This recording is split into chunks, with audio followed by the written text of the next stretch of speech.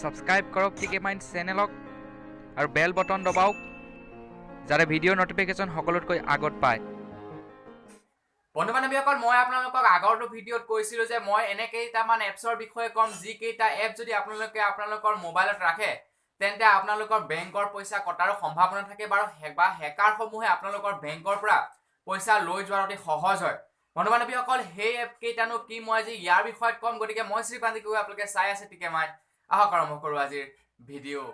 বন্ধু বান্ধৱীসকল তাৰে ভিতৰত কেইটামান এপছ যি কেইটা এপছ আছে লিগেলি এপ, যি কেইটা এপৰ যিসকল নেকি অনাৰ তেওঁলোকে আপোনালোকৰ পৰা পইচা নাকাটে কিন্তু হেকাৰসমূহে সহজ হয় সেইকেইটা এপছৰ পৰা আপোনালোকৰ পইচাসমূহ কাটি লৈ যাবলৈ।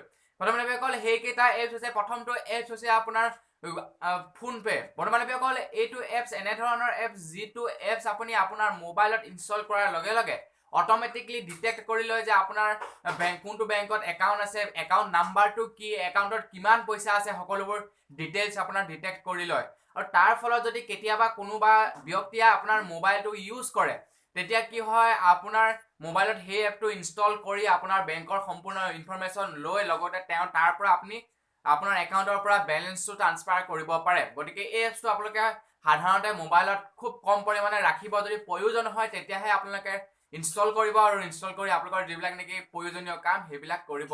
বন্ধু বান্ধৱীসকল নেক্সট যিটো নেকি এপছ হৈছে সেইটো এটা ভাল এপছ যিটো নেকি গুগলৰ ফালৰ পৰা প্ৰভাইড কৰা হয় আৰু সেইটো এপছ হৈছে আপোনাৰ গুগল পে।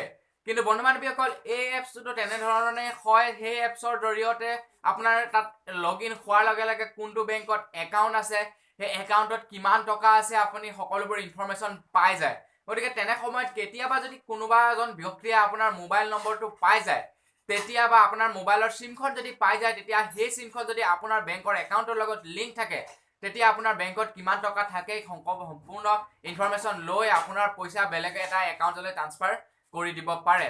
আনহাতে আৰু কেইটামান এপছ আছে, ধৰি লওক ফ্ৰী চাৰ্জ বুলি এটা এপছ আছে, তেনেধৰণৰ বহুতো এপছ আছে। এনেবোৰ এপছত আপুনি লগ ইন কৰাৰ লগে লগে আপোনাৰ কি কৰে, মোবাইলৰ নম্বৰ যদি বেংকৰ একাউণ্টত দিয়া থাকে অট'মেটিকলি আপোনাৰ একাউণ্টৰ নম্বৰটো আহি যায়। গতিকে বন্ধু বান্ধৱীসকল এইকেইটা এপছ আপোনালোকে সৰ্বসাধাৰণতে মোবাইলত নাৰাখিব। আৰু আনহাতে আৰু এটা এপছ হৈছে আপোনাৰ পেটিএমতো এনেধৰণৰ হয়, আপোনাৰ কোন বেংকত একাউণ্ট আছে সকলোবোৰ পাই যায়। গতিকে বন্ধু বান্ধৱীসকল এইকেইটা এপছ আপোনালোকে পৰাপক্ষত মোবাইলত নাৰাখিব। যদি প্ৰয়োজন হয় সেই এপছ কেইটা আপোনালোকে ইনষ্টল কৰিব আৰু ইনষ্টল কৰি আকৌ কামসমূহ কৰি পিছত পুনৰ ডিলিট কৰি দিব। গতিকে বন্ধু বান্ধৱীসকল আজিৰ ভিডিঅ'টোত ইমানেই। যদি ভিডিঅ'টো ভাল লাগিলে লাইক শ্বেয়াৰ কমেণ্ট কৰিবলৈ নাপাহৰিব আৰু যিসকলোকে মোৰ পৰিয়ালত নতুনকৈ আহিছে প্লিজ তেওঁলোকে এবাৰ ছাবস্ক্ৰাইব কৰিব। ধন্যবাদ। জয় অসম।